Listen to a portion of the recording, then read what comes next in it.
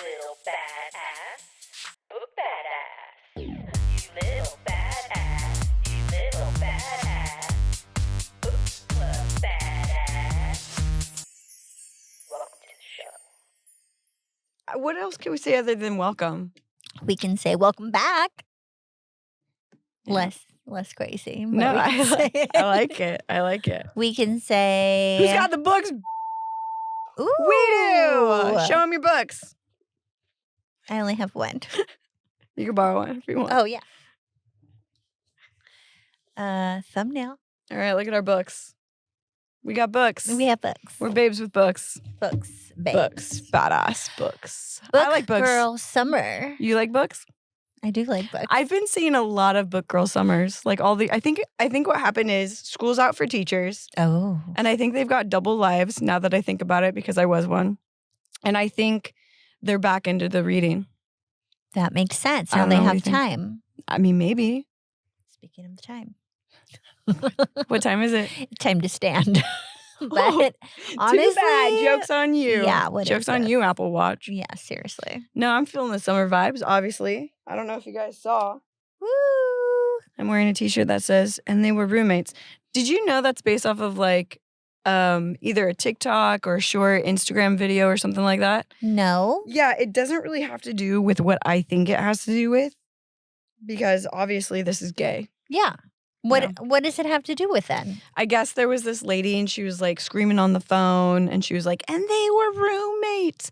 And it had to do about a business deal gone wrong, actually. Oh. But I was just thinking back to literary figures and classic novels and The Lost Bookshop. exactly. That's where my mind goes. And the fact that almost every time Casey and I are out in public in a new, like, maybe a new state or a new experience, we get the whole like, are you guys sisters?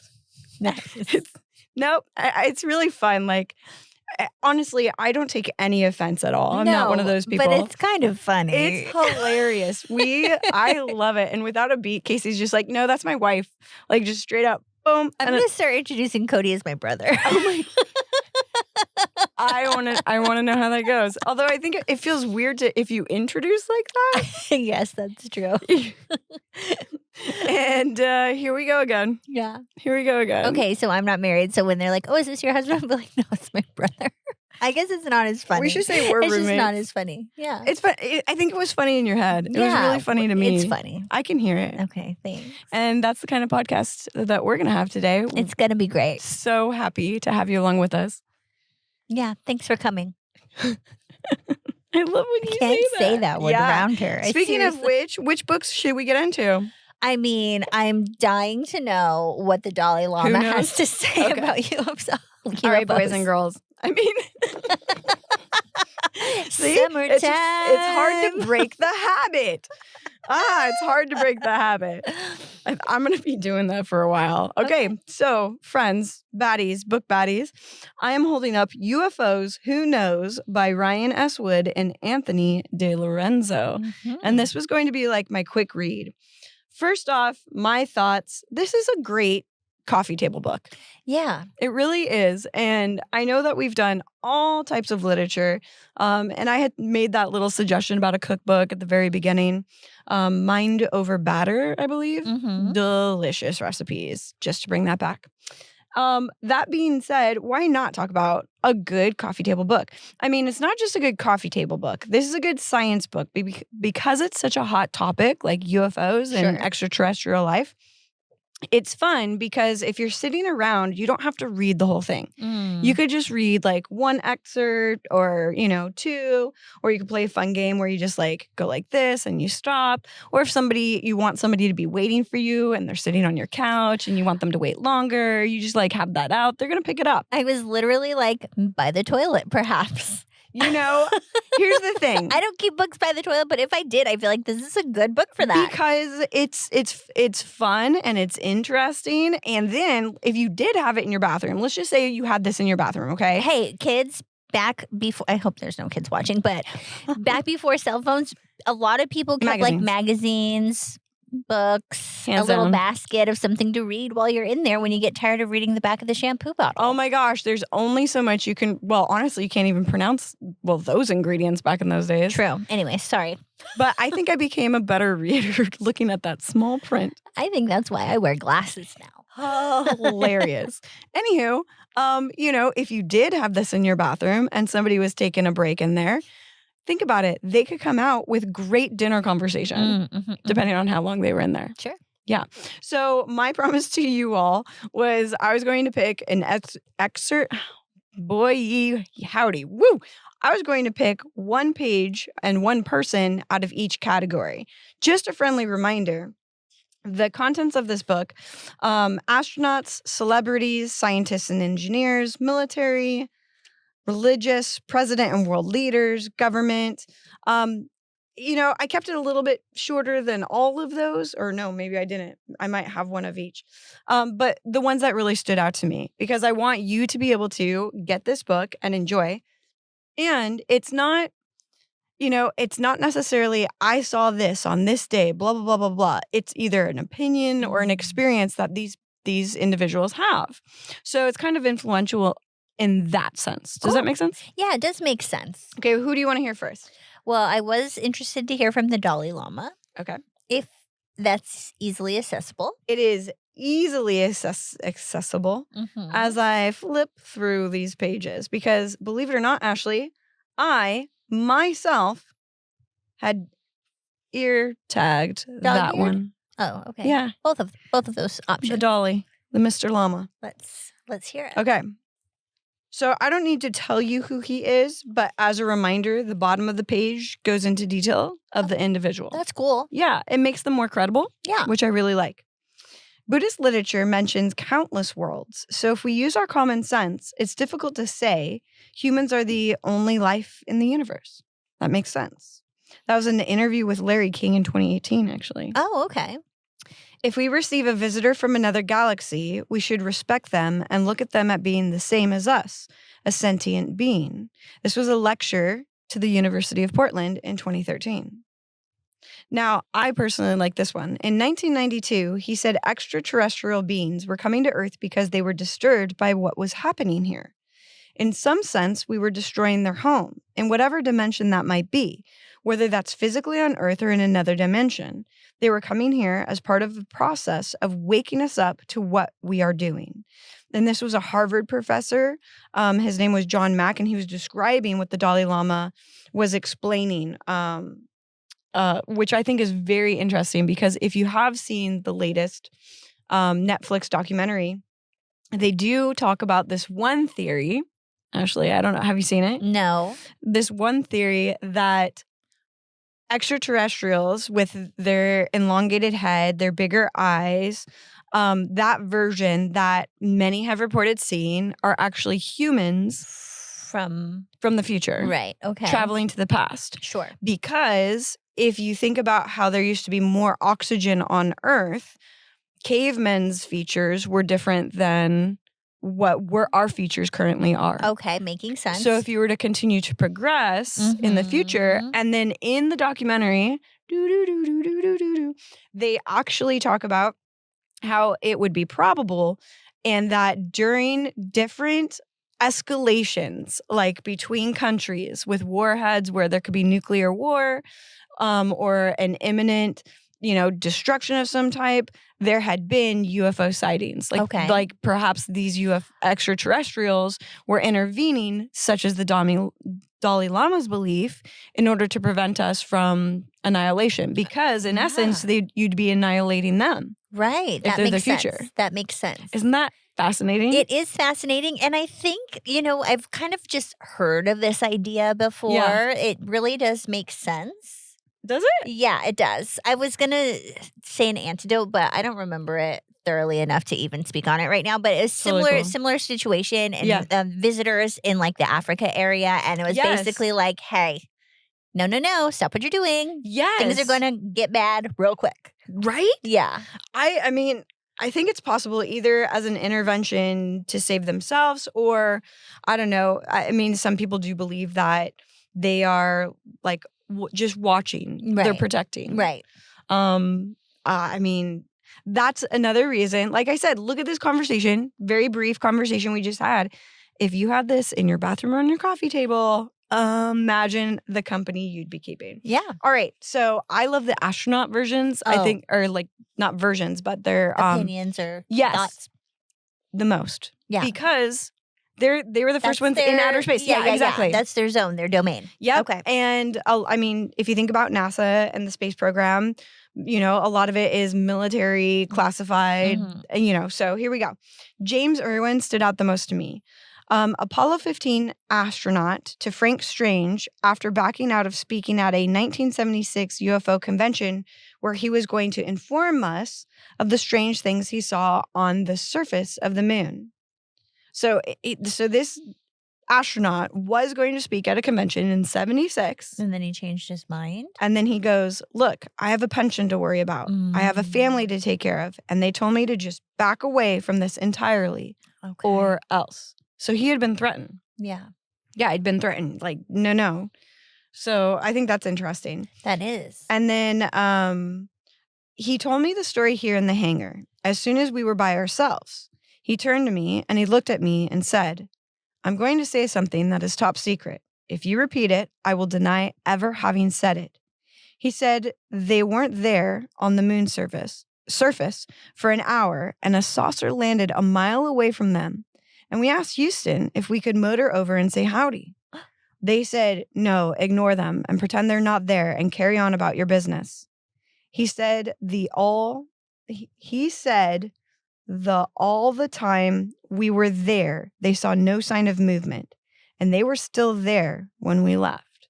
So here he is. And like that's saying that when the astronauts were there, they could have interacted, but they were instructed specifically danger. I have two thoughts. Yeah. First is the balls in wanting to just go say howdy. Yes. Like if I'm getting into the frame of mind of someone who's an astronaut in the 70s, though, that's a person who is like ready to explore. Beyond. Yeah, literally, because just the technology at the time compared to what we have now. Oh my gosh. And then to go fly to the moon. So that's understandable and crazy in, you know, cool way.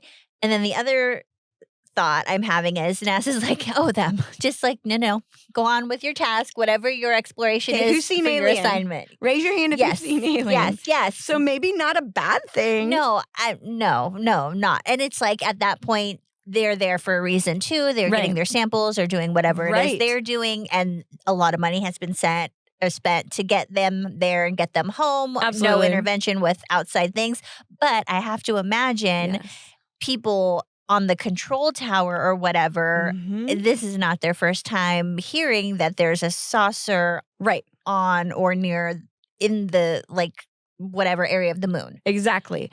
And when you look at some of the excerpts and some of the people, some of the quotes that are taken are from far before the 70s, far before we were even on the moon. Right. You know, let alone outer space within, you know. And so that to me is fascinating because there also was probably classified information of landings and sightings and potential interactions documented. And so when that happened, they might have also known like, probably not. We've seen what some of these guys look like. Totally. You know? I wonder, I would love to hear from someone who was an astronaut who's still with us. So, you know, as old as possible, who's now part of just society or whatever, living their retired life. And knowing that the government is like slowly releasing more and more information, that military people slowly are more likely to. I mean, lately, if you're listening to Joe Rogan or these Netflix documentaries, there are people who have in the military who are privy to classified information who are now letting us know at least some of the information that they're comfortable sharing. Right. So just to have like, I don't know, just that full 30 years or 40 years of information just being hidden and then now seeing that it's like coming out to light, I'd be really interested to hear from somebody. Okay. And we don't have to spend too much longer on this. It's just to me fascinating. And, you know, it brings up different questions that I think one asks themselves, right? Sure. Like we've seen Independence Day. We saw, you know, we grew up on that. That was 4th of July. Let's go. Yeah. You know, but then we saw the group of fanatics on the building who were like, Yay! Yeah. And then annihilation. Yeah. Like it was us versus them. Mhm. And so I don't know. Do you think that it's the whole saying, right? Like the less you know, the better. Sure. You know, do you think A little that, ignorance is bliss. yeah, that and or to make sure that people don't, become anxious or fearful or I think in the big scheme of things, yes, just because there's so many different types of personalities. Right. And there's already so much like turmoil and things going on and disagreements and fear yeah. that maybe that extra added thing is just Right. not totally necessary for the masses. At the same time, I think information should be available to those who want it, but it's like, how do you do that? How do you Yeah. actually facilitate that logistically? I don't know. So, okay. And so that brings me to a military person. I'll share two more. Okay. Okay. So this is Lance Corporal Jonathan Wagon. There was a huge gash in the land where something had crashed. We were the first ones to see this thing. It had gone up the hill and then off in the side of the ravine and ridge. This was a huge ship, and it was dripping a syrup-like liquid. It was almost like it was alive and changing. But every time that you looked at it, you saw a different shade of greenish purple. I felt this presence. It is real strange. I think the creatures calmed me. It was weird, and I think that they were trying to communicate with me, like, I guess, telepathically. It is really weird, and I don't believe in any of that stuff. So this is disclosure. Military and government witness reveal the greatest secrets in modern history. This was a book released in 2000, and this is pages 74 through 283. Sorry, 274 through 283. So this guy served in the United States Marine Corps and has like this interaction, right? And there are several others. There was even a senator who, after time and time again, was denied access to a specific building on one of the Air Force bases because it's above top secret. Like that kind of makes me wonder, like, what other agents? Oh, you know it before I'm even saying Men it. in Black. I was going to say, what other agency like is working to protect and defend? I mean, it's amazing. So Lupe Fiasco, come on, right? I love this because this was like pre his stardom. Okay. And this was an interview with MTV in 2012. Mm-hmm. When I was 11, I definitely had an extra-worldly experience. Ooh. I remember waking up and just being shocked, like I was surrounded by all this electricity. I was trying to call to wake up my cousin and roll out of bed, and I couldn't move. It stops, and I look out the window, and I see a black disc fly down in front of the window, sits there, and then flies out. I had got a scar on the bottom of my ankle. I don't know where it came from. I never had surgery there. I don't remember falling there. Whoa. Yes. And I've heard of experiences like this, like when you go down the rabbit hole, like electricity and time stopping and, lapses of memory and scarring. Anyway, like I said, super fun. Super fun and believable, I think. It's super interesting. So much more is coming out about this stuff. I've heard so many theories. I've heard that they are among us. Some are presenting as humans. I actually think it opens up a weird door, like with how media is and like people's opinions on like who you can trust and what's real and what's not. It's an interesting time for more information to be revealed just in society or just worldwide. Yeah. And it's interesting. It's like, I don't know. It's interesting. It is. It could be a fun conversation. Yeah, so it definitely is. I thoroughly enjoyed it. Thank you, Ryan Wood and Anthony Delorenzo. UFOs, who knows? A fun coffee table read. Highly recommend, yeah, huh? I recommend it. I really like it. If you're into the science behind it, I think you'll enjoy, going through it. And if you are there just for a conversation, it's kind of fun too. That's fun. Okay. You're up. Oh, you guys. I have been waiting my whole life for this. It's like bittersweet because I'm not going to get to talk about it anymore after today. My book of the year, The Shards by Bret Easton Ellis. Didn't disappoint? We're only halfway through the year, but still, I think that he's my favorite author. This is my favorite book. Wow. And it says a lot about me, but I really enjoyed it. And that's the thing. It's like, I want to push this book. I want to say 10 out of 10. I want everyone to read it. But then everyone should not read It's it. a vibe. To be It's a thing. quite honest, there were some portions, and I'll get into some of the details, but there were some portions where I was really like, oh wow, that's some descriptive, gruesome imagery. So it did go there. It did go there with one specific body, and so I just want everyone to know But that you kind of wanted that. Yeah, I loved it. I want more. It was great, but it's really tough so it might not be for everybody. Okay. I know it's not, in fact.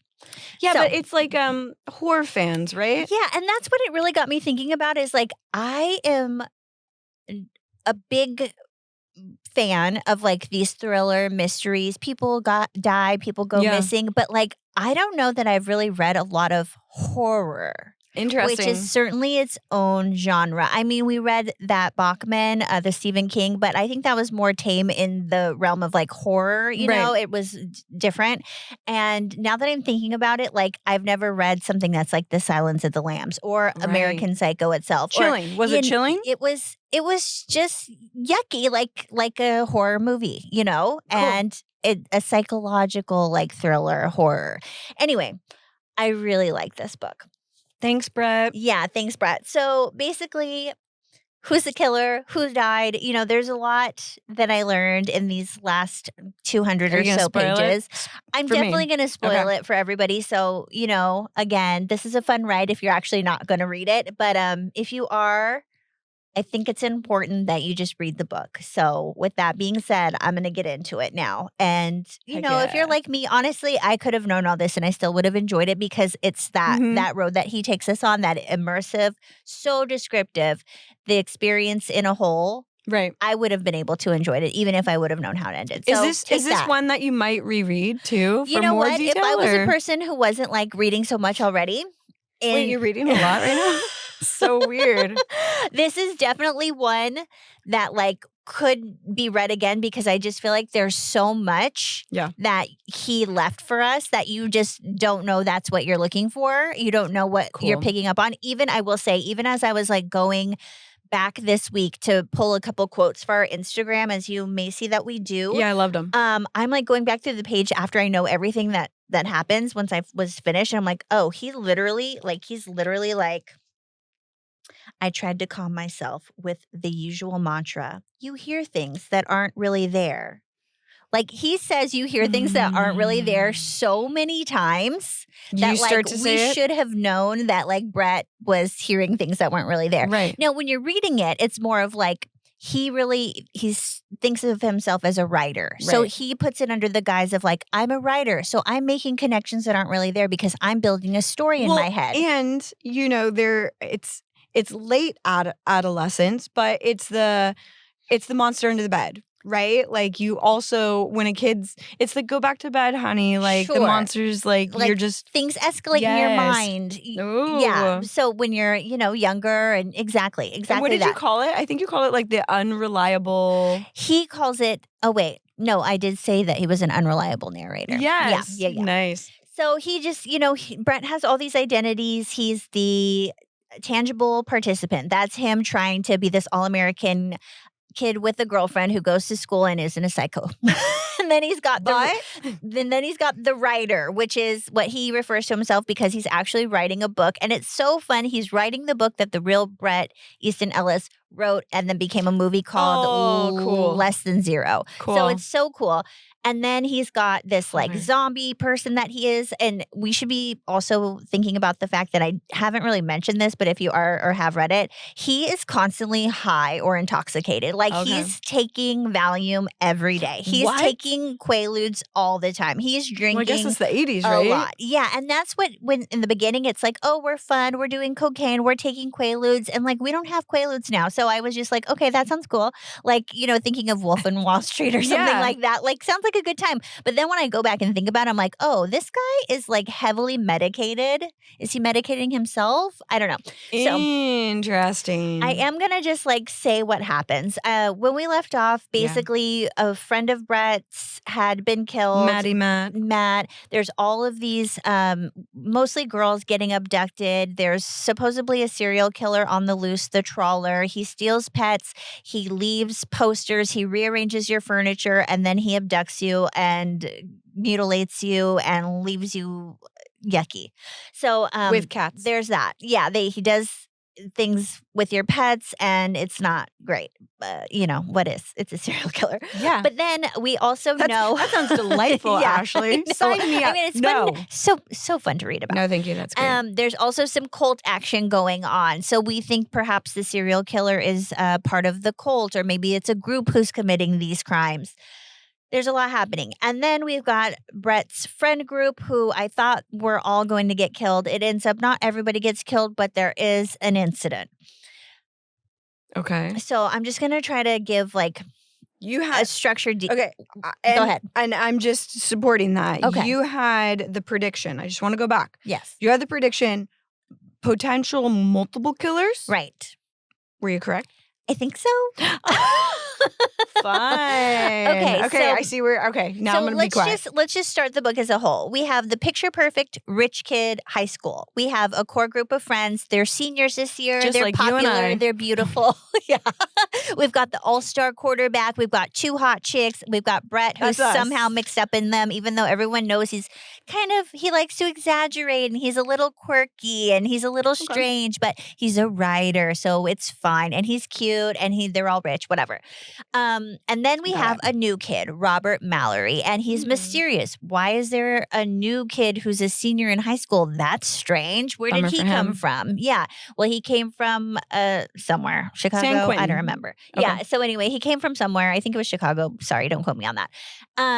He was in an institution. Why? Well, it turns out he has a backstory. His mother had died. Was it a suicide? She fell off a balcony. Maybe someone pushed her. Oh. His dad thinks he's, worthy of being institutionalized. He's doing a lot of drugs. He has a younger stepsister who's claimed some not, kosher things have gone on, but also she might just be making it up. So there's just this story with Robert. His aunt feels really bad. She takes him in. She lives in Beverly Hills or Century City. And so that's why he's there at Buckley Yikes. School. And he is gorgeous, according to everybody. Okay. Everybody thinks he's just the cat's meow as far as his looks. He could be a model. He's stunning. He's Abercrombie. He's whatever. So he causes problems because the girl who's Bret's best friend is in a relationship with Bret's other best friend, Tom. They're supposed to be all-American best couple, king and queen of the prom, whatever. But she's got the hots for new She's guy. got the hots for Robert. Got They start an illicit affair without anybody knowing, even though Bret's clued in because he sees things that are there as well. Okay. And so that happens, and that's pissing Bret off. That's a sideline thing. Bret's girlfriend is sort of just a fun party girl. She does a lot of drugs and drinks a lot too. She's friends she have with a name? rock stars, Debbie. Not a So downer. she's a cool girl. Yeah, she's super cool, but he likes her enough, but he's more into men, and that's their story. Yeah. So anyway, what it all comes down to is Bret is convinced that Robert is the serial killer. Bret thinks the new kid, there's something wrong, some funny business going on with Robert, and he must be killing people. It's just too easy. He realizes some connections with one of the girls who went missing. He just has a bad feeling about this Robert. He's going to this house that he doesn't live in, that his, I think, uncle owns. And why is he going to this abandoned house and spending time there? Right. His friend then goes missing and killed, and he had been talking with Robert. So all of these things are pointing to Robert. Yeah. As far as Bret is concerned. Mm-hmm. Let's turn the clock up a bit. Robert and Susan end up getting together. Tom gets left in the dust. So there's that. Debbie goes missing because she sees photos of her dad and Bret doing the nasty. Was that the adulterating part that you were describing? Yes. I'm sorry, wait.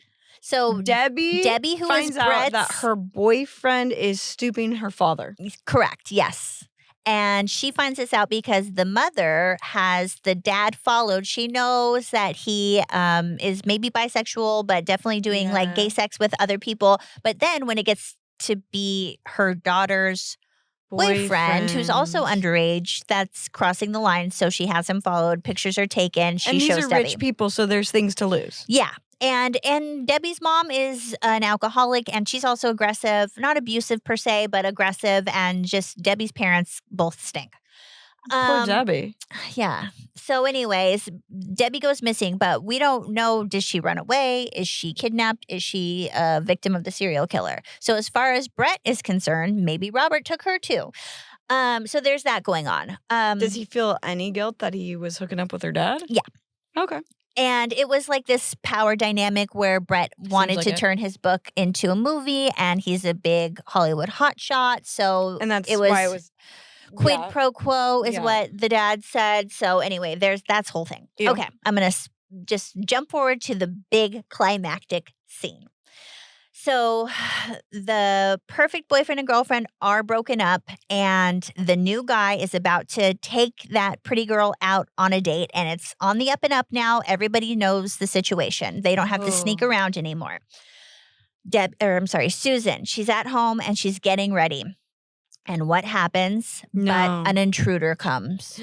Yeah, and I'm just going to give the gist. An intruder comes with a butcher knife and slices her up good, but doesn't kill her.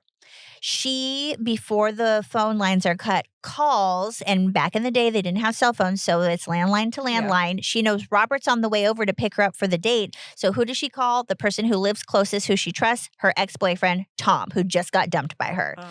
And she's like, oh, I really hope Tom doesn't just hang up and hate me because I really need help right now. Tom's not home. Tom's home, and Tom is the victim in all this. I mean, they all are. But anyway, Tom loves Susan so much, and he rushes over. So while she's being attacked, Tom comes in the door. The guy is still there with a knife, and then he slices open Tom's leg. Sorry, graphic. I'll stop there. This is like Scream, except for he was dumped before. Yeah, and we're really like Tom was going to be like playing football in college, and so that's bad. Did Tom call the cops? So as Susan is talking to Tom for help, the lines get cut. She should have probably called the cops instead of Tom. And there's no more phone access. Oh. So that's going on. But they somehow, thrilling. They somehow, like, between both of them, I mean, it's just one man with a knife. They somehow, like, evade him, and he takes off. They, like, are fighting.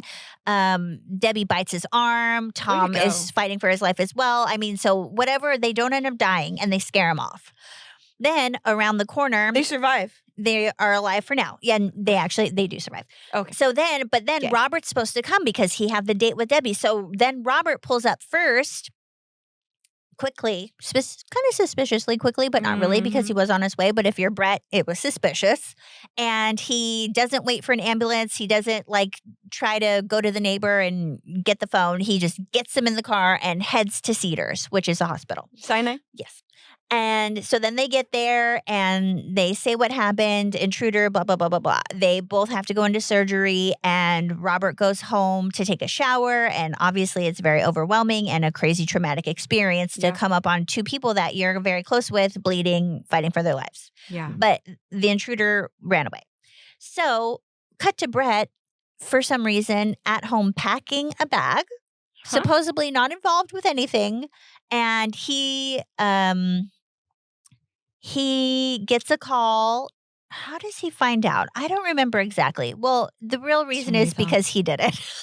But let's just say he miraculously finds out about this, and he's like, oh no, Robert is the one who attacked my friends, Susan and Tom. So what does Bret do? He goes over to Robert's place in Century City and describes how he gets past the doorman, gets in. He had a key that he stole to Robert's house. So he's basically pinning it on him. Yes, he dismantles the door. He's trying to trap Robert in the apartment. He hears the shower on, so he assumes Robert's in the shower because he's bloody, because he just took Tom and Susan to the hospital bloody with stab wounds.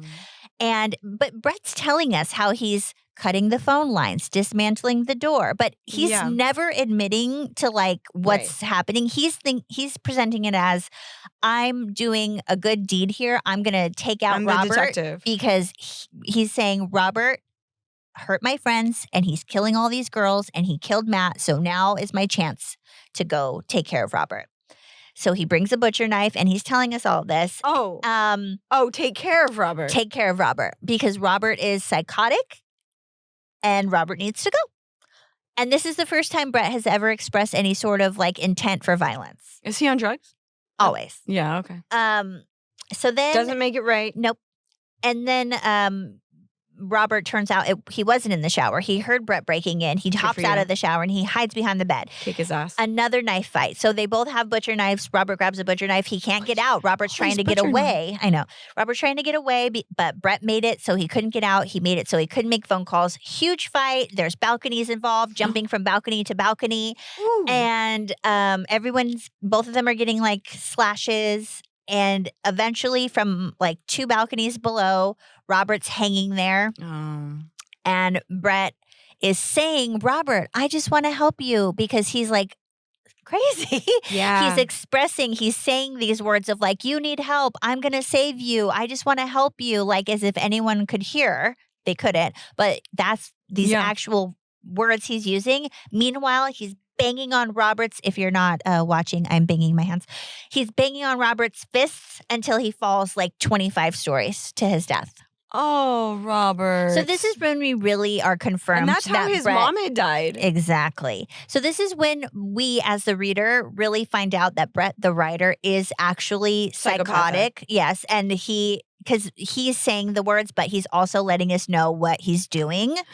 And it's not matching up. The writing must have been so good. It's so good. Wow. So now police are coming and Bret's saying he needs help. Police break in. Robert is long gone and it's really yucky and it's descriptive. So just keep that in mind.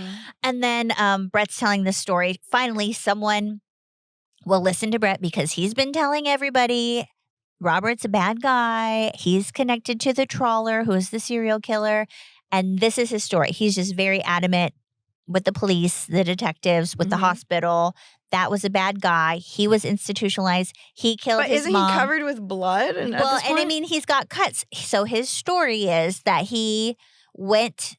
that Robert called him from a payphone between Susan and Tom and Robert's house.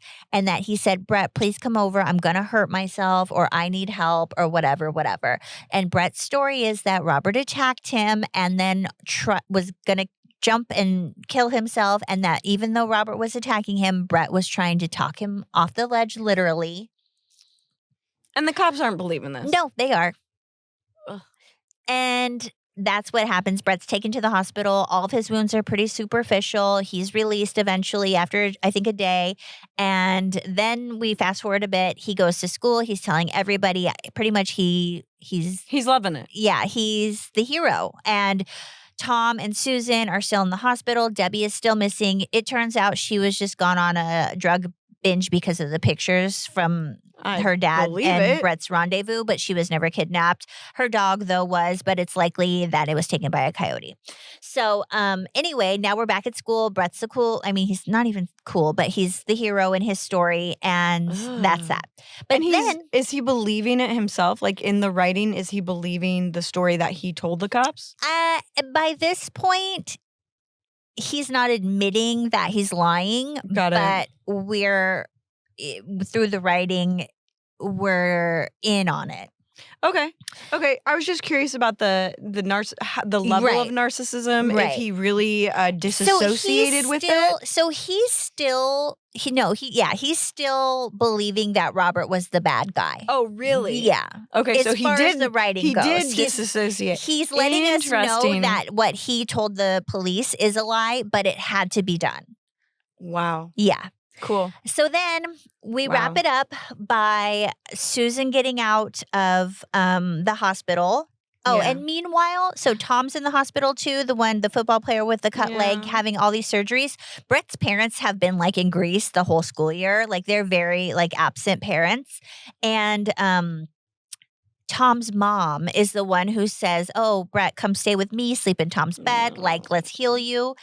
So that's going on until Bret's mom and dad get home. And then Susan's released from the hospital and Bret was the one that had attacked Tom. Right. But nobody knows this. And Susan. And nobody knows this until Susan is released from the hospital and Bret goes to visit her.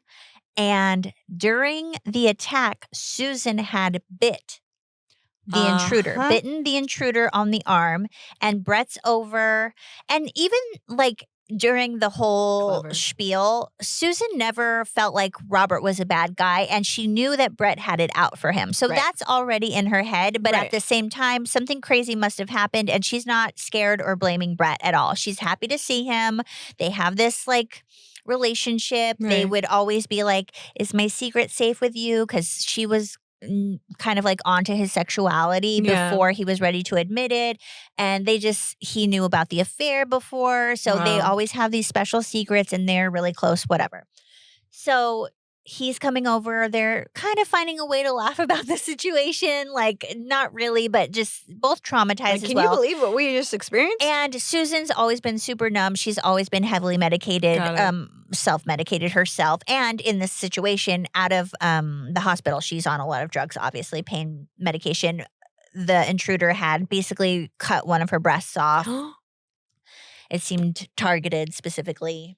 Bret, in his writing, talks a lot about Susan's perfect boobs earlier in the story. So anyways, then she sees it. Then she sees through his sleeve or under his cuff a bite mark, and she is convinced that that is exactly where she bit the intruder. Are you gasping when you're reading it? Pretty much, but we already kind of I know it wasn't the reveal, but for her, it is the reveal, though. It really is the reveal. Okay. Well, this scene is the reveal because it could have been anything. Bret kind of is like, oh, that's just like some other type of wound from the whole knife fight. He never specifically says it was him. However, Susan starts to get a little frantic. She's laying in bed. She's not mobile. She's high on all these pain pills. He's holding her hand, and he tells us that he starts squeezing her hand, saying, no, Susan, it's okay. Robert's gone. You're safe. Susan, you're safe. Is my secret safe with you, Susan? Susan, Robert's gone. No need to be scared. And he's crushing her hand. And he's feeling the hand break. And that, I think, is the real reveal. That is when he's telling us he's crushing her hand in the book. It's his words that he's doing this, and he's also saying these words of Susan, you're okay, blah, blah, blah. Feeling it. Whoa. And then she passes out. She wets herself. She passes out. And then he goes and he tells her mom, Susan said that she took too many pain medications and she fainted. And, he's pretty clever. And she fell, and I think she hurt her hand. Bad boy. So Susan lives, Tom ends up living, and then we fast forward to like a long time later, maybe 40 years later. Bret is doing a book signing in New York, and someone who looks familiar comes to have his book signed, and it's Tom. And Tom then tells him that Susan never told anybody that she thought it was Bret except for Tom, and that Tom didn't fully believe her, not enough to say anything to the police. And she just kind of became like this, like, always medicated person. Obviously, she went through a huge trauma. Took her life. Tom isn't necessarily believing that Bret did it. Like, he went on with his life and he became a businessman, and he comes, but I think Tom was looking for some kind of closure when he comes to the book signing. Yeah, I was like, why go to the book signing? And there's this moment where Tom pretty much is like, well, if you didn't do it, who did? And then Bret's like, oh, well, maybe it was the trawler. Well, the trawler had basically left a body in that abandoned house that Robert was going to and ended up taking another victim. So then the police knew it wasn't Robert because Robert had been dead for a while, and another person. Yeah, so we're pretty sure that the trawler is like a cult-related thing, and they had been actually stalking Robert. Robert had been saying that someone was following him. Well, Bret was following him, as well as this cult, possibly. They were worshiping Robert. They were leaving him gifts, and the twisted serial killer was like leaving these sacrifices for Robert, which is kind of like a side thing. But whatever, he was a beautiful boy. Yeah. You know what I'm thinking? Paul Walker. Young Paul Walker. Oh, yeah. I'm thinking that too. Yeah. So anyway, overall, great book.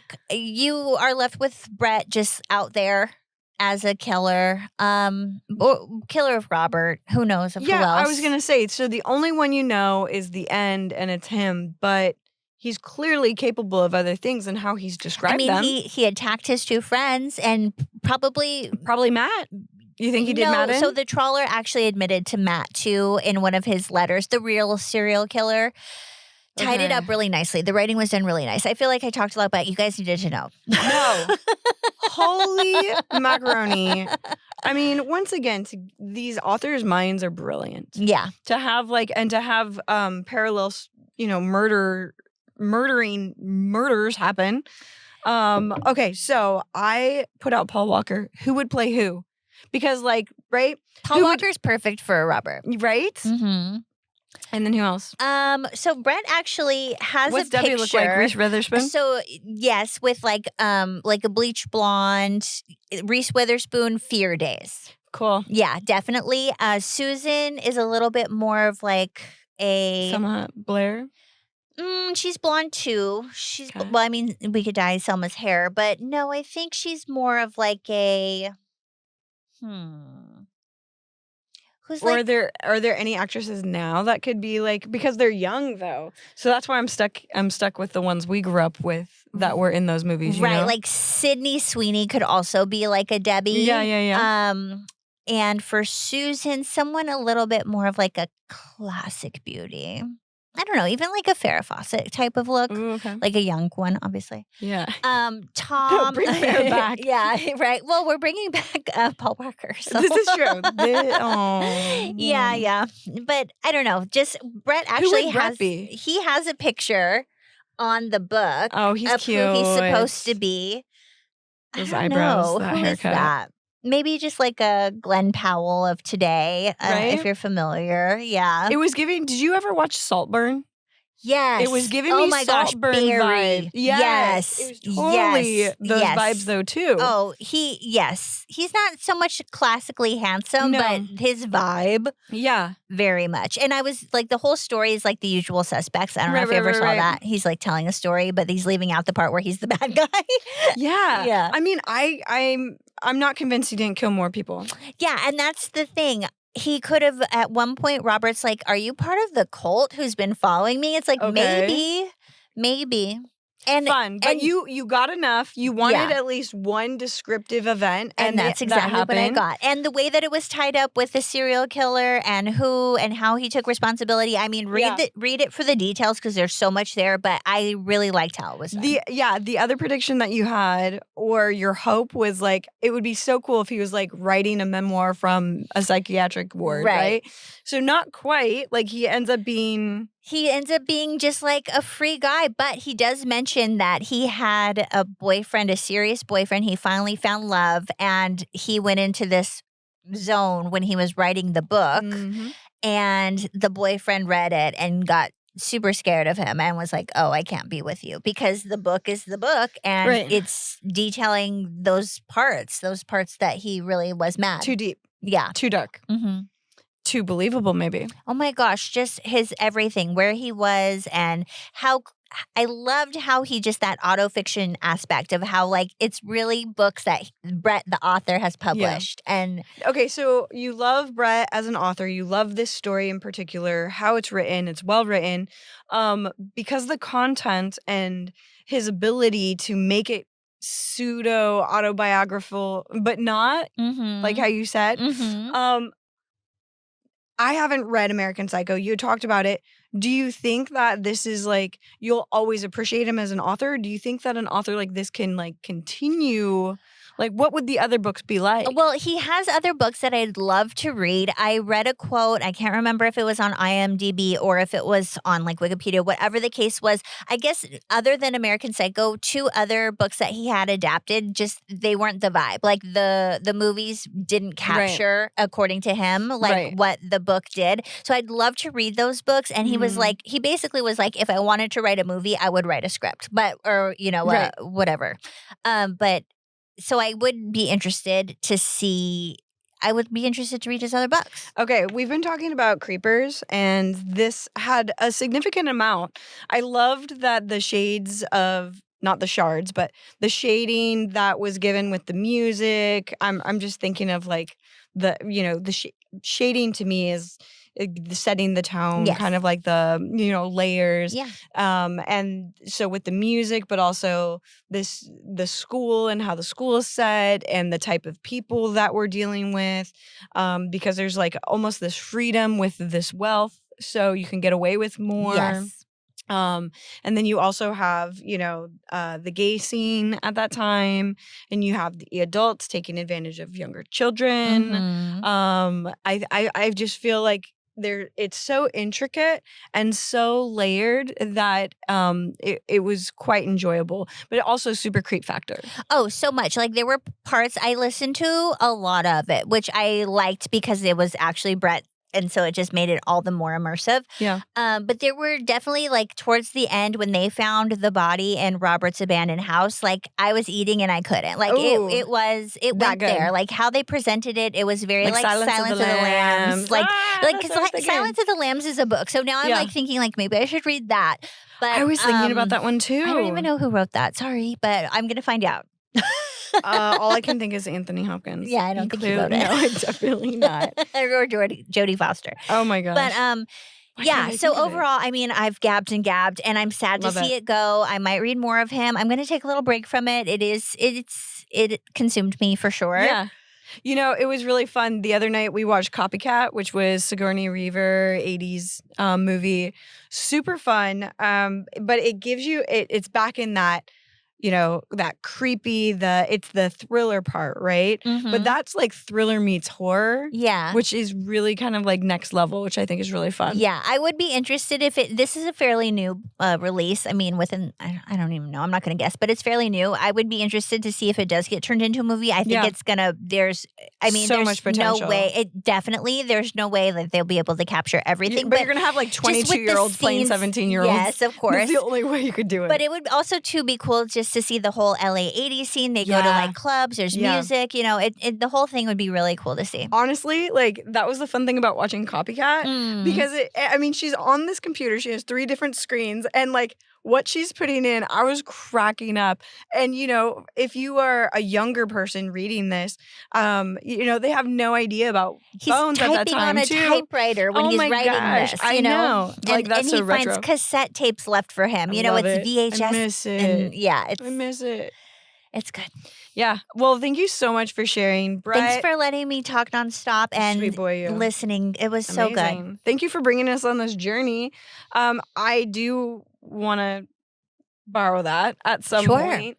But I also want to have a movie fest and like watch American Psycho. Yeah. I'm just going to do it. Yeah. Maybe I'll just go home and do it and creep myself out. Yeah. It's so good. Shall we? Yeah.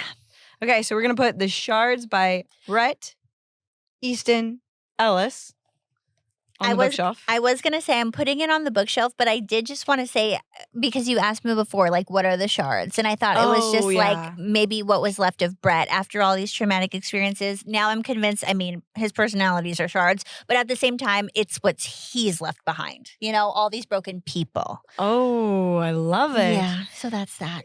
Mine's a little more, the title is just kind of more it's a little more just literal. Literal. Yeah. And speaking of literal, what a literal person. We had hoped to get all the way through, but I really allowed myself to enjoy it, and I'm holding up I Shouldn't Be Telling You This, but I'm Going to Anyway by Chelsea Devantez. And we got to Sophie, which is page 161. So we read to 160. Took a good old chunk out of it. Obviously, by the next time we meet, she'll be done.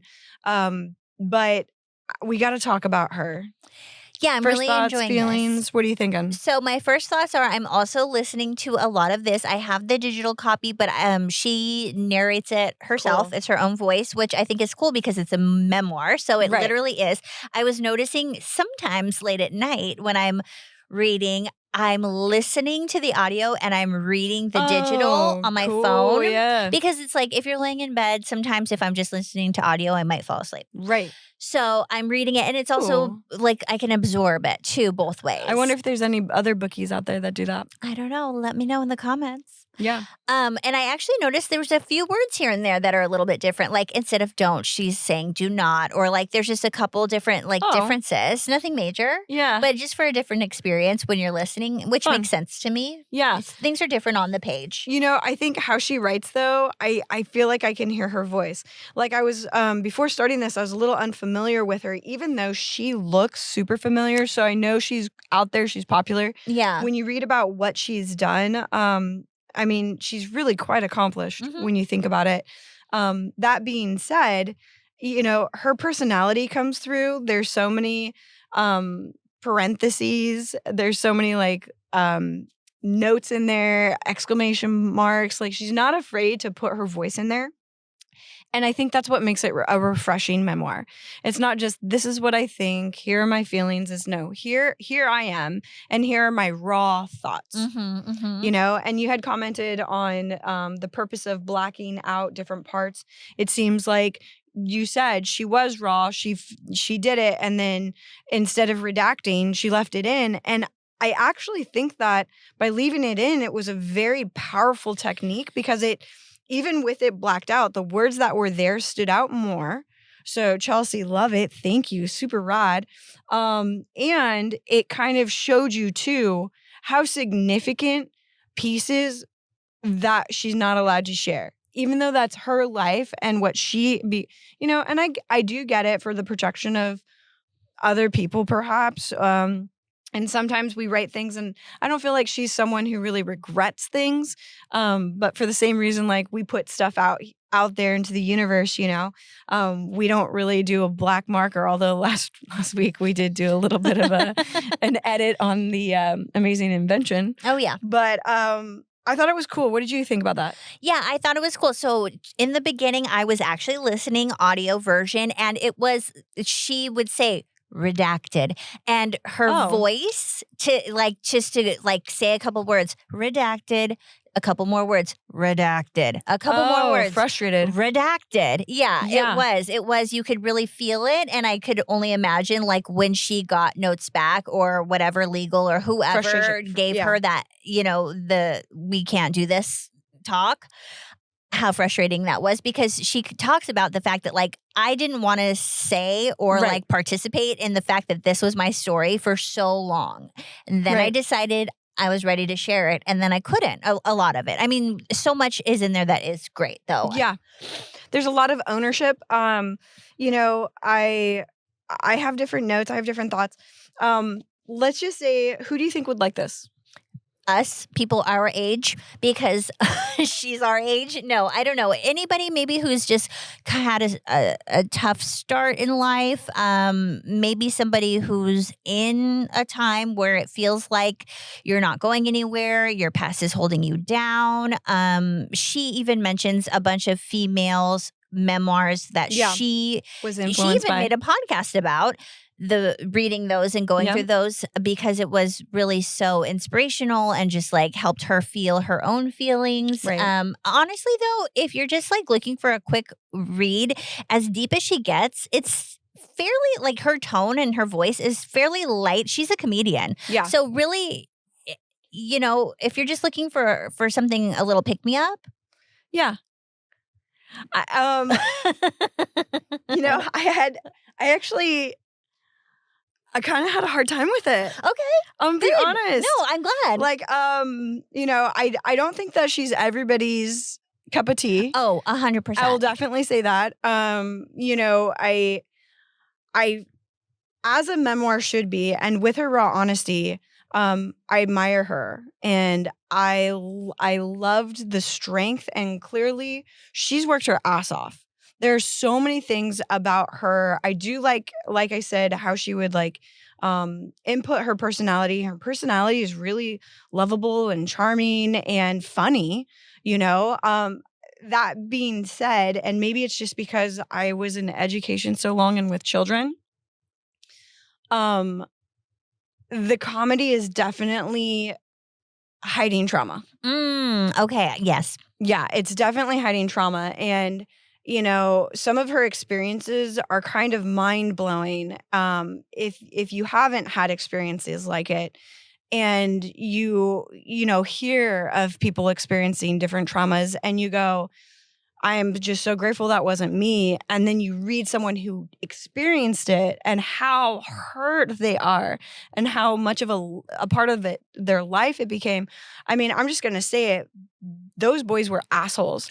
Who in high school throws rocks at somebody? Yeah. And physically, like she was bullied to a degree that, I really was naive to. Yeah. I'm going to say that. And not just because they were boys, but just this level of like what she experienced was gross and it's going to hurt anybody. I'm actually really glad that you said this because I'm like, it's a pick me up. I am a person maybe like Chelsea, which is great. Yeah, who like kind of like I can relate. The comedy and the way she's just kind of like dismissive of a few things. Like you can tell she's aware, but at the same time, how she's expressing herself about some of the situations, like that works for me, and that's not going to work for everybody. Brass balls. I'm going to say it though. Brass balls to keep going, and then even though you were cornered into sharing, I'm talking to you like it's you, Chelsea. Hi. Hey, Chelsea. I'm going to say it, courage and bravery, but also I'm sorry for your pain. Yeah. Because I see what it's done to you. Yeah. And I know that you expressing yourself in this memoir is part of your healing and part of your journey. And there's I have like about 10 specific things that I'll talk about that I brought out. But also, like I said, as a past educator, I wish you didn't have to experience life in that way when you were younger, because between the dads and different abuse and how it formed your self-respect and self-appreciation, I'm glad you're still standing for it, is what I'll say. Yeah. It was a lot. Yeah, but it definitely, you can tell that it impacted you and your perspective of the world, for better or for worse, and your relationships with others. So can I bring out a couple points? Okay. All right. So in my handy dandy Babs notebook. Available on... See our socials. Yeah, see our socials. Bad Ass Book or Babs merch. babsmerch.primple.me. On page 35, your description of the 2000s, y'all, I thought was spot on. Oh, I think that was my favorite part, and that's really what I was speaking on. I felt so nostalgic when she said Playboy Buddies. Okay, so this is what I'll say. And diet culture. She does kind of jump around, so you kind of get lost in like the timeline. At least I did a little bit, and I knew the purpose of that, and probably just like the things that you pulled out at the times that you thought would be most impactful, or impacting. That being said, you gave us enough at the beginning that was lighthearted, and your perspective of it, that it was like, okay, we can handle this with you. Yeah. And especially that part. My favorite quote, and Bath and Body Works cucumber melon lotion doing the actual work of leaving no child behind. Yeah. That is hilarious. That was hilarious. Like, that is what I was living for. Like, sentences like that. Yes, same. Like, that personality in there, it was honest and hilarious. Like, your view of culture at that time, great. Fantastic. Yeah. Yeah. I was like... When she keeps referencing... In the zone. Oh, the zone. Yeah, the diet. Yeah, but it's just like I was finally in the zone. I don't know, when she was splitting up her Subway sandwiches. Yeah, it was just too funny. Oh, yeah, definitely. Okay, and then page 71 through 73, her fight with Rebecca and the breakup. Mm-hmm. At the end, I lit 29 candles on the roof of the theater and blew them out one by myself. When a friendship breaks up, there's nothing to blame. It's just because someone in the purest form is deciding, no, thank you, not you. So life is through our own lens, right? We are experiencing, I believe, spirits have lessons to learn, for better, for worse, without, getting to choose per se. Like, it's our choice once we have these moments. That being said, from an outsider looking in, this is where I felt you're not looking for, I'm speaking to her again. I don't think Chelsea is looking for someone to feel sorry for her. Right. She didn't write this for that purpose. Right. Not at all. I feel like it was a part of her journey and part of her healing. And also after being influenced by so many other memoirs, hopefully being able to inspire others, right? Right. That being said, there is this depression and this self-annihilation, Mm-hmm. nihilism that kind of happens and occurs. Mm-hmm. And you know that it's because of the trauma. Mm-hmm. Because of she's searching for her self-worth, her value. And she continually just wanted that in life and wasn't getting it. And that's why my heart went out as someone who has worked so much with kids. Like, that's why every time I'm in a classroom, regardless of what's going on at home, I would connect with someone and I'd pump them up and tell them that life, like their life is worthwhile, that they have something to give to this world, that they are amazing, because they need to hear that. Everybody deserves to hear that. And I wish she had heard that more, because even with the friend breakup, it's very isolated. Like, she made that choice to go up there. And I mean, we've all, not, maybe we haven't all, but I've done that. I've made those choices where I wallowed in it, you know, and it was kind of like, then I'm going to do this by myself and it's only me, you know, and it's, you know, I don't know. I feel like there could have been someone there, you know? Yeah. And when a friendship breaks up, there's nothing to blame. It's just because someone in the purest form is deciding, no, thank you, not you. Once again, this is perspective, but what I have found in relationships and friendships, everybody's living their own life and it's not necessarily about you. Right. You know, but because she had that experience all the time, if it could have felt that way and seemed that way. And she even says, like, she's even like probably aware of this, like what you're saying. It seems like she's mostly aware of this. Like she says that regarding Rebecca specifically, she has been putting everything she's got into the team. Yeah. Pretty much into Rebecca. Whereas Rebecca has maybe, I don't want to say more healthy of a boundary with that, but Chelsea admits, Rebecca has like self-respect and self-worth. Yeah. And I don't. And that is how we've gotten to this position where I feel so betrayed. By this decision. And that all the choices Rebecca made were selfish and for herself. And yes and no. I mean, I don't know. I wasn't there. I wasn't experiencing it. I was experiencing your experience and your perspective of it. I honestly, I'm just going to say it. Say it. I think she was in love with her. It felt that way. It totally felt that way. Do you know what? I'm glad you said that, because when I was reading that, I was kind of like, Like the expectation, maybe, I just like the friendship, her idea of a best friend and my idea of a best friend. And I mean, I'm now at this age. I mean, maybe, I don't know. I'm trying to think of like being in my early 20s, like, would I have been betrayed if our mutual friend, my roommate of many years, had like done something? Honestly, we had a few little things here and there. We're still friends to this day. I mean, it's not business I think it hurt more because she was in love with her. That's what I'm saying. I'm trying to put myself in her shoes. Like, have I ever been so crushed by somebody like this? I couldn't find an example for me personally. Right. And it really felt super deeply emotional. And I do understand, like, she does speak about codependency. And I think there's something very wise in recognizing that in oneself. But it does seem a little bit more where it's almost this infatuation. And I don't mean that in a desperate, someone needs to be with you way, but being a woman who has loved men and women, some of the relationships that I look back on and I go, oh no, there was more.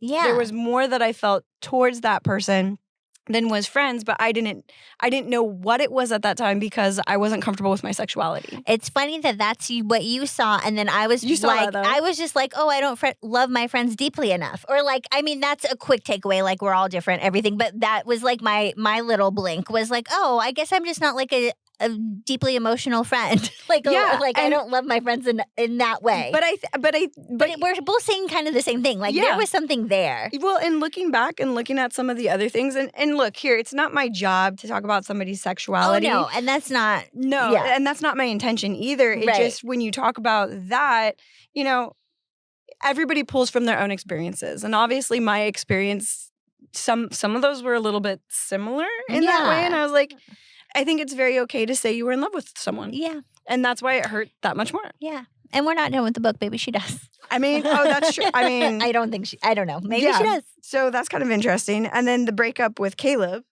So instead, he told me I was too sad, that my capacity for pain was too big and never ending, and that it didn't seem like it was going to be all that fun to spend forever with that kind of sadness. And it's like, I don't know. I kind of understand Caleb's perspective too. And it just sounds like she was going through depression and he did what he could, but he had to get off the ride. Yeah. And as you're reading those words, she's also including like, yeah, I was that sad. Yeah. You know, and so I think that there's an honesty to it. There's an openness to it. But also I kind of felt sorry for Caleb because here's the thing. Like, when I've been at my worst, I've hurt people. Oh, of course. You know, I go back and I think and I was like, man, I wish I didn't hurt those people. But the saying is hurt people hurt people. Yeah. You know? However, when she's talking about it, she takes responsibility, but I still think she's in her own experience. And it's because the trauma though too. So it's like I forgive her and she's not looking to be forgiven, but it's not as relatable to me because she's a little selfish in that. I get that. And I find it cool that she can probably read it and maybe not because she's so in it, but like the way I was taking it away, I was like, okay, so she has this surgery. She stays with this boyfriend just to the day that she can physically get out. And she's then I'm like thinking, oh, someone reading this is probably like, man, this girl is just bouncing from each person who can get her something or somewhere. And then I'm like, okay, well, the way she was raised is survival based, not connection based. Right. And then I'm thinking, it's cool that she wrote this as her truth, not caring that people might be having this takeaway. Like if we were to write, I mean, if I was to write my memoir, it would look maybe kind of like this, like the thought behind it. My reasons and my explanation and my tone would be different. But at the same time, like when you're looking at somebody who's like surviving their childhood and then bouncing through their 20s to their 30s, it's cool that she kept it so honest. Yes. It's not flattering. No. And that's why I say like it's badass, mad props. I like it. And I don't like it. Yeah. And it's not because of who she is or anything like that. It's a tough experience to read, but also, you know, being an outsider looking in, I could go, oh, that's trauma, or oh, that's, you know, that's a perspective that she has because of her experiences, which we all do because that's what we live. I just, you know, this is what I'll say.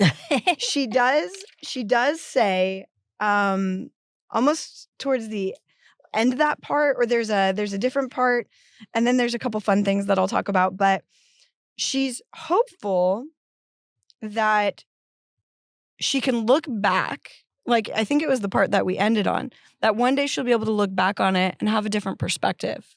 But that was just the perspective she was having then, you know? And I was like, I see that. Yeah. Like, I get that. And maybe, I don't know, maybe you'll hear this and then look back on it and go, oh, maybe I was in love with Rebecca and the Mormons. Okay. Yeah. Page 99. Okay. So I love this influence of these Mormon people. Yeah. I'm glad nothing went too. It kind of caught me off guard. However, she did live in Utah. St. George of all places, which is a highly concentrated area. And I think this is where it kind of gets interesting because like it bounces around in her timeline of life. Like here we are and she's escaping high school at the beginning of the book and she's being masterfully bullied in a horrible way, like atrocious, to the point where she like needs to get out and needs to leave. And she's worked so hard to even get to where she's at. And then we go backwards in childhood and she's like, there's this ideal person, that child that she meets, and it's this Mormon girl. It was like it's once again what she thought would be like the ideal situation and the ideal home. Right. And I think it was just really compared to where she was. She really couldn't be home, or I mean, she could have, but it was just not a safe place. Yeah, exactly. So I think, you know, let's just say she was in another community with another safe home, regardless of any sort of religious affiliation. Then it ends up not being safe. because she chooses donuts and goes to hell. Yeah. Okay, that was crazy. That was crazy. I'd be really interested to hear a first account from somebody within the church, just interested about like what the takeaways are from an experience like that. I think she said they were like 10. Or Devantez, you want to go for drinks? Can you tell us more about it? Yeah, that was an interesting little window into camp. Yeah, camp. I never had a camp like that. Did you have a camp like that? I mean, the only camp I went to was like 5th grade and 6th grade camp. Do you think, Ashley, that you would have been heaven or hell? Purgatory. What would you have chosen? In this situation, I probably would have gone to heaven because I feel like I would have known that was the right choice given the environment, just as an intuitive little 10-year-old. Yeah. But as an individual, I will always go for donuts. Always. Donuts. Yeah.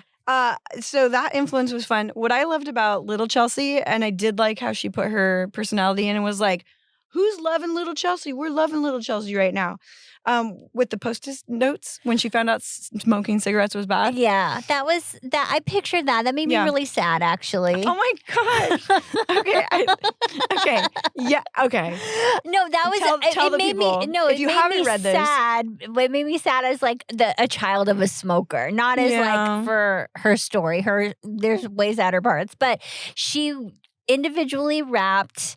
Because I think it's 5 minutes off your life for every cigarette you smoke. Every cigarette takes off 5 minutes of your life. Yeah, so she gets like this public service announcement or something. Right. And then her mom is smoking cigarettes. Bubba. And Bubba, the husband at that time. So she steals a pack. And I was like, oh, you're going to flush them. Like, been there, done that. Don't do it. You know, they're not going to like that.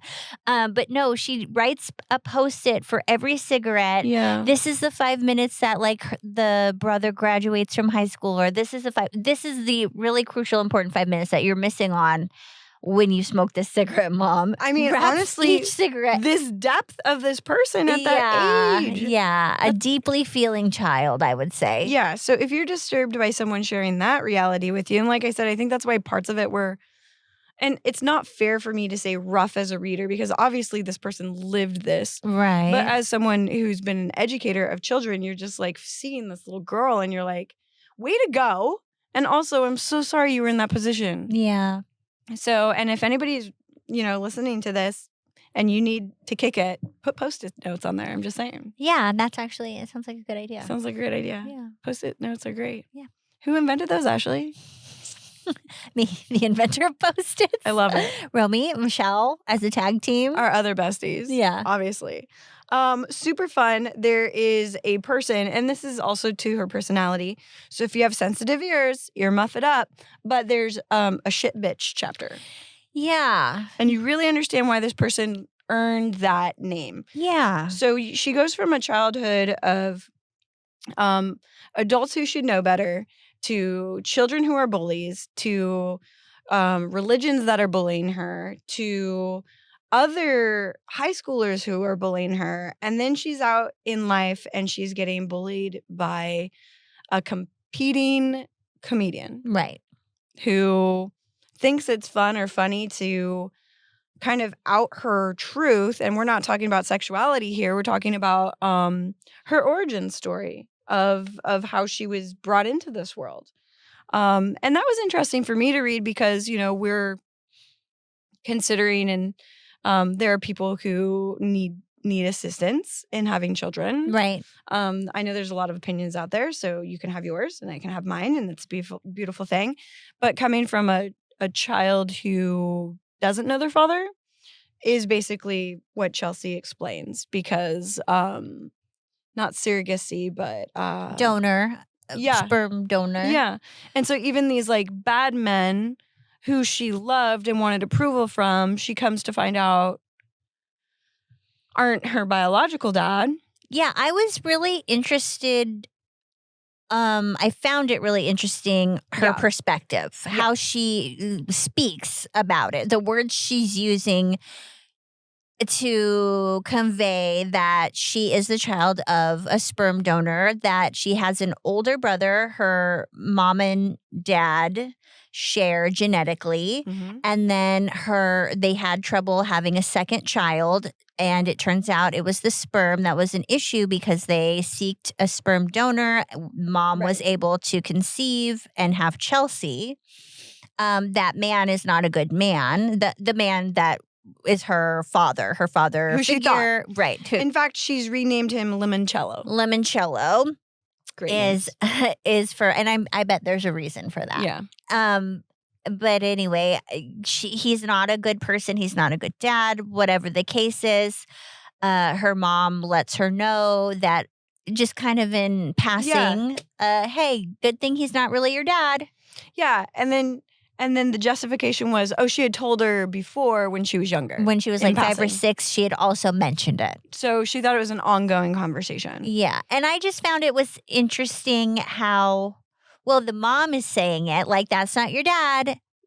And then now how Chelsea's internalizing it. Oh, that's not my dad. And then it's really a big thing. Like, it's a real huge thing. And I'm no judgment, no anything, just an observation of her words.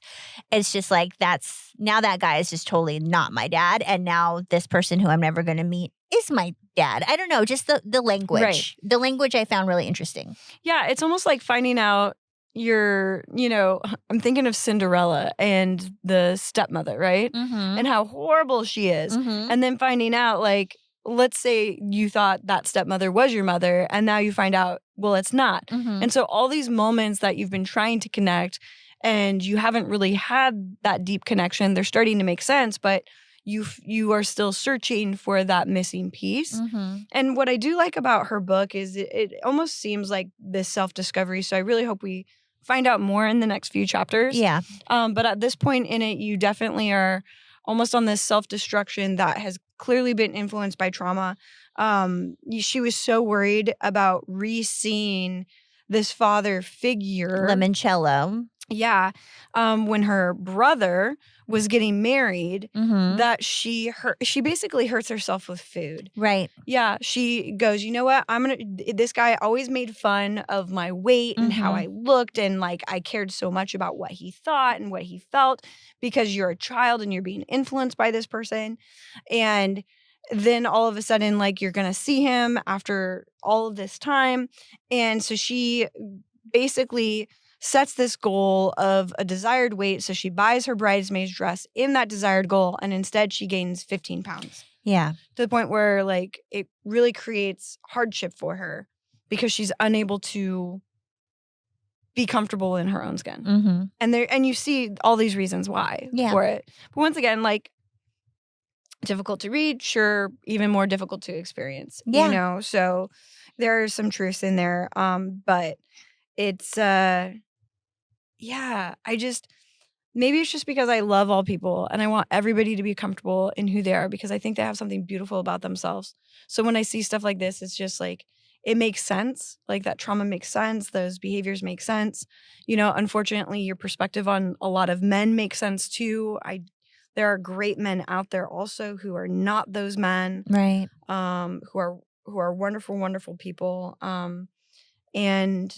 And yeah, so I don't know, but I did like the title "Shit Bitch." I thought that was interesting. Yeah, bringing it back to that story, that was interesting. And I don't know, there was a lot. I liked how she talked about how culture, ethnicity, race, all these constructs, all these things that are, just being more talked about kind of like in this day and age, and how it was just a difficult thing for her, not only just to wrap her mind around like what her identity was, but also just to like find a definition for herself, and just how it's all just so confusing. Like, just because there's stuff going on in society, there's stuff going on with her personally, biologically, genetically, all these different things are coming into play. And she does, I thought, a pretty good job of just like kind of laying it out there, what was going on with her in her mind, how now her identity is becoming a public thing. She's not even really sure about it. I found that whole little section to be a good read. I thought she, you know, for someone who was kind of lost. I mean, now she's writing about it in retrospect, so she's obviously had time to formulate thoughts and everything. But I just thought that was an interesting perspective I wouldn't have really even thought about. Yeah. Yeah. And, you know, I think that's what's the beautiful thing about a memoir is being able to share your perspective and your experiences and what you've learned from it. And I feel like there's a lot more left in this book. Yeah. So we'll have more to talk about. It's going to be interesting to see how it wraps up. I'm excited to finish it. I just, you know, Katie's really show me the light and the fact that there's a lot of tough things going on here. I'm really enjoying the read though. I really like her voice. I think as a comedian I might like pull something up. I've never seen any of her work. I'd be interested to see like how that translates into what we're like reading, like what her actual stand-up is like. So I might delve into that a little bit. And I'm not gonna lie, I really want donuts now. Okay. Well, that's the takeaway, folks. So go grab yourself a donut and listen to this podcast. Do you want to tell them? Do you want to tell them what we're gonna do? Sorry, guys. I hate letting you down. You diehards, you. Oh, that's not even what I was talking about. Oh, the big thing that we are gonna do. Okay, drum roll. I mean, were you ready to tell? I think it's a really big deal.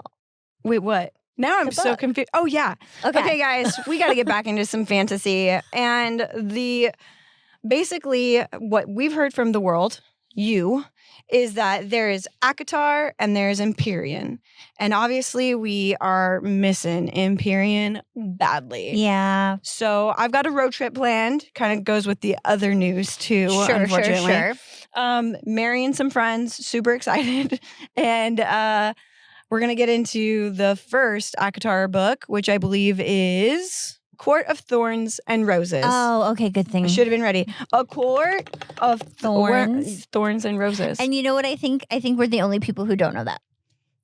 And that's why we're going to read it or listen. Why. Yeah. Mm-hmm. I mean, I want to listen to it because Lydia, Badass Lydia, recommended graphic audio. I've heard graphic audio before. Super stoked on it. And apparently all of them, or at least the first 4 that I saw, are on in there. So I think it'll be fun. It'll be a way for me to book and drive at the same time. And I did hear that the first one takes a little bit to get into, but once you're in this world, you're in this world. I've heard that too. I've heard actually that the first book, you just got to swallow it and get in. And the second book blows your mind and you are never the same after. But who's to say? We're going to find out. And apparently, we're to say, and we're going to say after. It's a fairy book. I love fairies. I'm nervous. Fairy badasses. I'm just like, I feel like it's a huge on taking and I can't wait to do it. And I feel like I don't want to betray Violet. Is that weird? That's my first thought. You know what? I think it's fall in love with someone new. I think we're lucky though, because a lot of the Empyrean fans started with Akatar. I know. So this will kind of give us like the opposite perspective. Yeah. Like, are we going to be, how's it going to go? Yeah. I don't know why my body is being apprehensive about this. It's going to be great. I am excited, but I don't know. We're going to see. Well, I think there's a difference too between, I mean, like I'm a dragon person. Now I'm like ride or die, ride or fly or die, or ride or fly. Sure. Fly and ride. You know what I mean? Yeah. Everybody else into it? I'm into it. Yeah. So can't wait. First impressions aren't going to happen next week though. That's the other news. Because I'm on this road trip, we're going to have to postpone for 1 week. So vacation, guys. Hiatus. I mean, I'm going to keep reading and listening. Well, and that's the great news is we can come back and we're going to have so much to talk about. Yeah, you guys don't even know unless you read it. Not to mention, if you haven't noticed, our Instagram and our TikTok and our YouTube shorts are popping. So you'll be inundated with us. And if you miss us at all, you can always go back to episode 1 and start all over. Yep. And we'll finish Chelsea Devantez. So. We will see how the story ends. And also, if you're catching up, because we're crazy, reading a lot, then feel free to read any of the books that we have and visit the past, visit the vault, the bookshelf. Yes. There's so many options. It's actually kind of crazy. I love it. Yeah, there's a lot to choose from. Maybe I'll post a list. Yeah, and let us know what you're reading this summer. Can't wait to find out. Hey, we can always take recommendations, low pressure, low stakes recommendations. Yeah. Okay. And with that, I think we're good. Yay. Yay. Thanks for joining us. We'll see you next time. Peace out. Bye. Baddies.